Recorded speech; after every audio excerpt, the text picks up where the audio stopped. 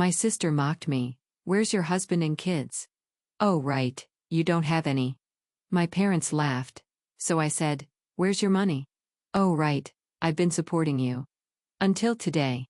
The table went silent. And that was the night. Everything changed.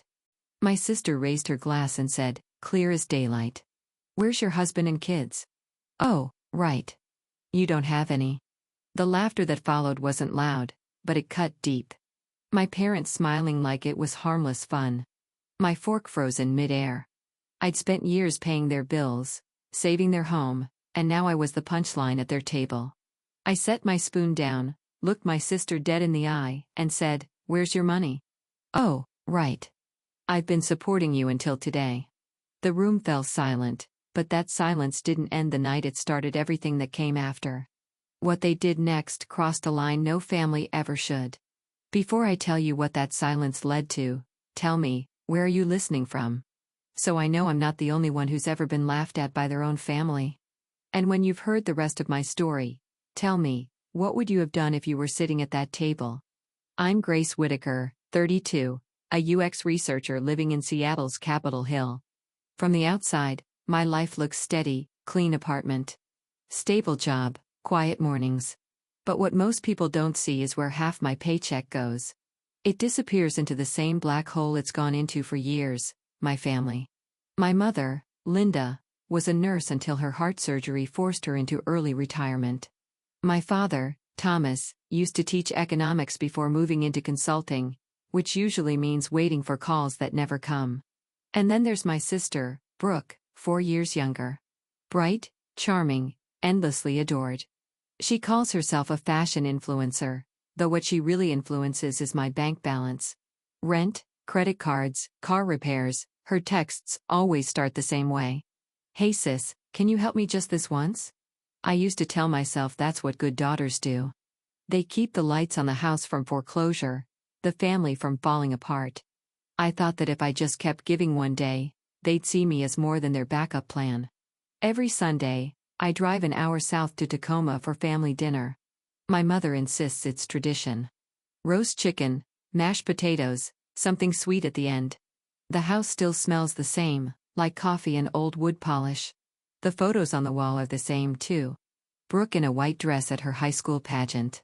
Dad shaking hands with someone important. Mom smiling in a hospital uniform. There isn't one photo of me alone. I'm always standing at the edge, half cropped out, the reliable one who showed up late because she had to finish work first. I don't complain.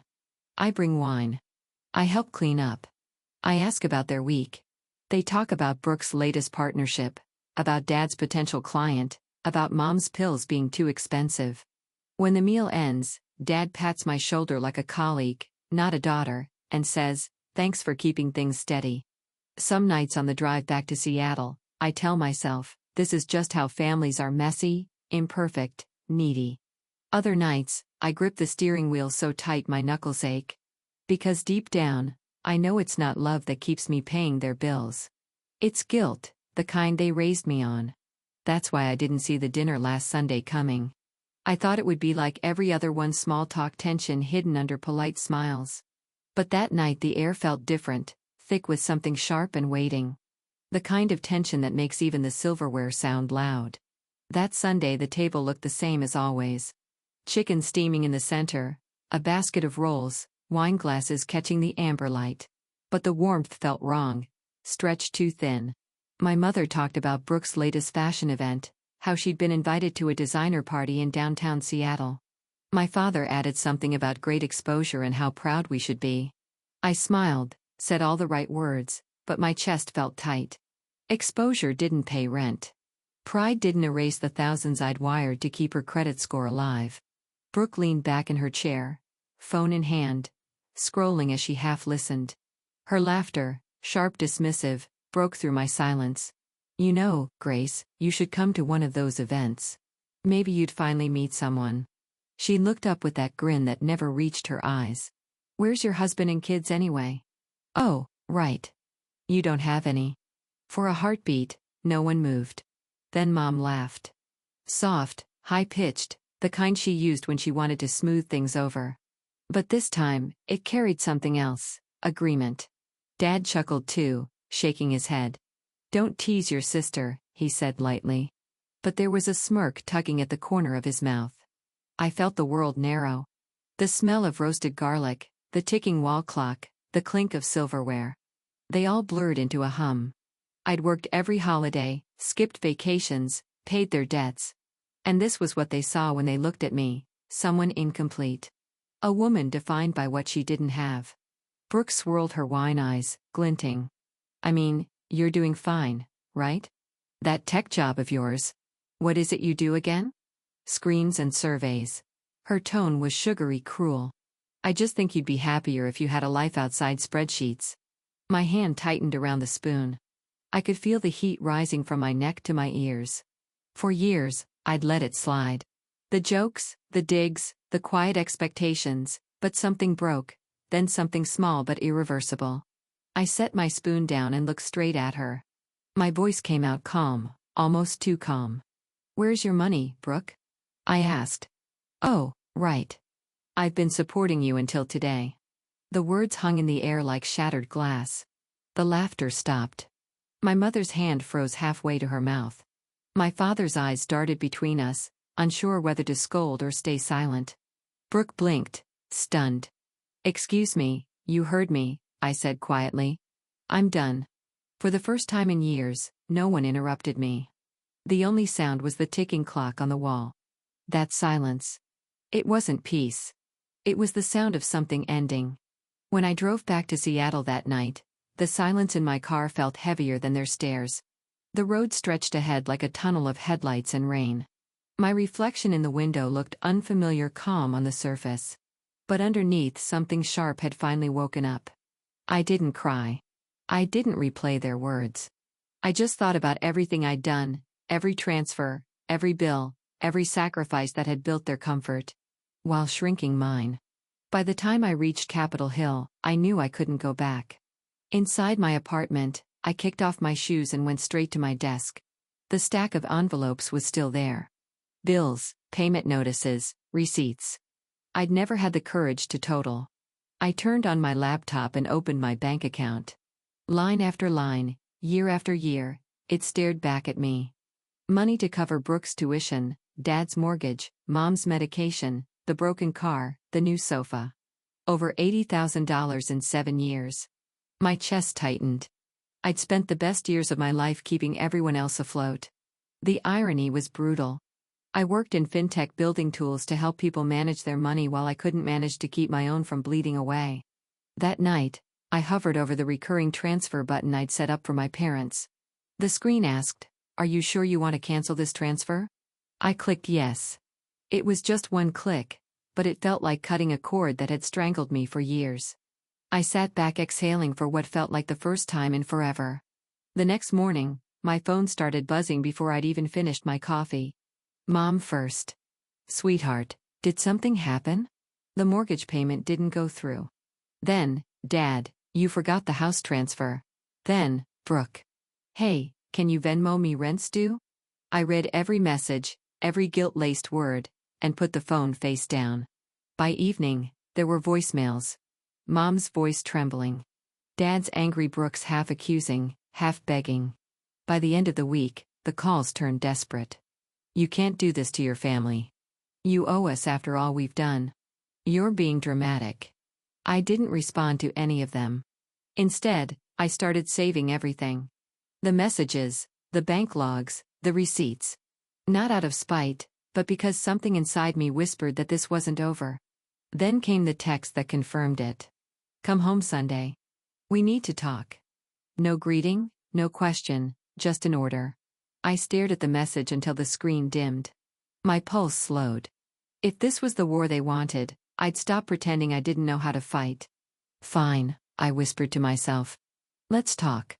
Sunday came gray and cold. The drive down to Tacoma felt different this time. No guilt, no need to rehearse polite answers. Just a steady, deliberate calm. I parked in front of the house I'd spent years saving from foreclosure. The paint was peeling. The porch light still flickered and the same curtains hung in the windows. Nothing had changed. And yet, everything had. When I stepped inside, the air felt heavy with tension and coffee. My mother was setting the table, her movements brisk, avoiding my eyes. My father sat at the head of the table like a judge, hands clasped. Brooke leaned against the counter, scrolling her phone, pretending not to care. "Grace," my mother said without looking up. "We can't live like this. The mortgage, the bills.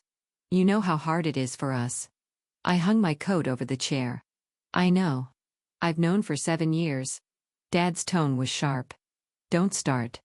This family depends on you and you've always helped. Why stop now?" I met his eyes. "Because it's not help if it's expected.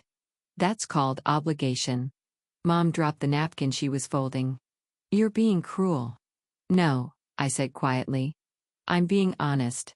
Brooke snorted, still looking at her phone. "Wow, someone's found their backbone. Congratulations, sis." I turned toward her. "You know what's funny? You mock me for not having a husband or kids, but you've lived off me like I'm your second parent." Her head jerked up. "Excuse me." Mom jumped in, flustered. "Enough, both of you." Brooke still finding her footing. "You can't expect her to be as responsible as you." My laugh came out dry. "That's exactly the problem. You never expected her to be." Dad slammed his hand on the table, the sound sharp as glass. "Watch your tone. We're your parents. Show some respect."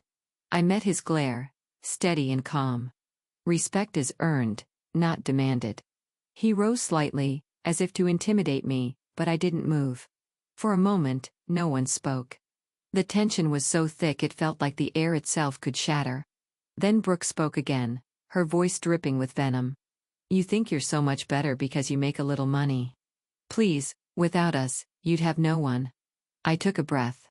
"That's the difference, Brooke. You need people to define you. I don't." Her face twisted. "You're pathetic. You'll die alone with your spreadsheets." I smiled faintly. "Maybe, but at least I'll die debt-free," Mom gasped. Dad muttered something under his breath, and Brooke stormed toward me. "You selfish." Before she could finish, I reached into my bag and pulled out a thick folder. The sound of paper hitting the table snapped her words in half. "What's that?" Dad demanded. "Records," I said. "Every payment I've made for this family since I started working, over $84,000. Tuition, mortgage, credit cards, repairs, even the new couch you're sitting on." Brooke rolled her eyes. "You're keeping score now." "No," I said evenly. "I'm keeping proof." Mom's voice shook. "Grace, that's not necessary." "It is," I cut in. "Because what happened after that dinner last week wasn't just a misunderstanding." Dad frowned. "What are you talking about?" I slid another sheet toward him, a printed notice with his signature. "This, the home equity loan you took out using my name." He stared, color draining from his face. "That's ridiculous." "Really?" "The bank disagrees." I pulled out another page stamped with an official seal. "Forgery, identity theft, elder fraud, depending on how far I decide to go." Brooke froze, her eyes darting between us. "You called the bank." "I didn't just call," I said.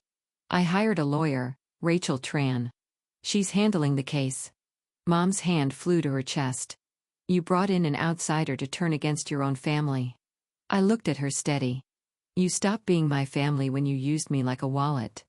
You crossed a line when you signed my name." Dad leaned forward, voice low. "You think you can threaten us?" I didn't flinch. "Not a threat, a timeline. You have 30 days to remove my name from every account and repay what you owe. If you don't, Rachel will file." The room went dead silent. The ticking clock on the wall sounded louder than ever. Brooke whispered, "You wouldn't." "Try me." For a long moment, no one spoke. Then Mom's tears began, soft, practiced. "Sweetheart, we only did it to protect the house. You know your father's been struggling." "We thought that I'd clean it up again," I said. "You didn't think you counted on it." Dad's face hardened. "We're your parents, and I was your insurance policy," I replied. "Not anymore." Brooke sank into her chair, eyes glassy. "You're ruining us." I gathered the folder back into my arms. "No, Brooke. I'm saving myself." As I turned toward the door, Mom's voice cracked behind me. "Grace, please." We can fix this together. I paused at the doorway. I spent years fixing things you broke. This time you'll fix it yourselves. Outside, the sky had turned the color of steel. I walked down the steps slowly, the cold air biting at my cheeks. Through the window, I could still see them. Mom crying. Dad pacing Brooke staring blankly. For once, I didn't feel guilty. I felt free. 2 weeks later, Rachel called. The investigation's complete, she said. The bank confirmed the forgery. Your name's cleared. You're no longer liable for any of their debt. For a second, I couldn't speak. Years of pressure dissolved in one breath. So, it's really over. Rachel's voice softened. Legally, yes. Emotionally, that's up to you. When I hung up, I stood by my apartment window, watching the city lights shimmer on the water. I thought about everything I'd lost, trying to earn their love, and how letting go might be the only way to find peace. That night, I opened a bottle of wine I'd been saving. For no reason, poured a glass and raised it to the skyline. To endings, to beginnings, to silence that finally meant peace. The news came quietly through a property listing online. The Tacoma house, the one I'd once saved from foreclosure, was up for sale. There it was on the screen, the peeling porch, the coffee-stained walls, a photo of the dining room where everything had fallen apart. A red tag at the bottom read for sale. I didn't feel triumph, only inevitability. When you build a life on someone else's sacrifices, it always collapses eventually. A week later, Mom sent a message. One last dinner before we leave the house. Please come. I hesitated, then went, not out of guilt, out of closure. When I arrived, the rooms were stripped bare, boxes stacked high, the smell of dust replacing Sunday roast. My father looked older, his voice quieter. Brooke sat silently, phone face down for once. We ate without small talk, without pretending. Afterward, I finally spoke. I'm not cutting you out of my life, I said. But I won't be your safety net anymore. If you fall, you get back up on your own. No one argued. For the first time, silence didn't feel like war. It felt like understanding. When I left, I paused at the doorway and looked back. The house that had held so many years of resentment seemed smaller now, almost fragile. Driving back to Seattle, I rolled down the window. The wind was cold, sharp, and clean. I thought of all the things I'd finally made room for: my own savings, my own peace, my own future. In the weeks that followed, I focused on work, took a promotion, and signed up for a night course I'd been putting off. My life was no longer divided into what they needed and what was left of me. It was mine again. Sometimes I still think about that night. The laughter, the silence, the line I finally drew. For years I thought love meant sacrifice, that being the good daughter meant carrying everyone else. But real love doesn't drain you. It doesn't demand your peace as proof. Now, when I sit in my Seattle apartment and see the sun slide over the skyline, I don't feel bitterness, just calm. I learned that saying no isn't cruelty. It's self-respect. If you've ever been the one holding your family together while they tore you apart, I want to hear from you. Tell me where you're listening from and what line you had to draw. And if this story hit home, subscribe because there's more to.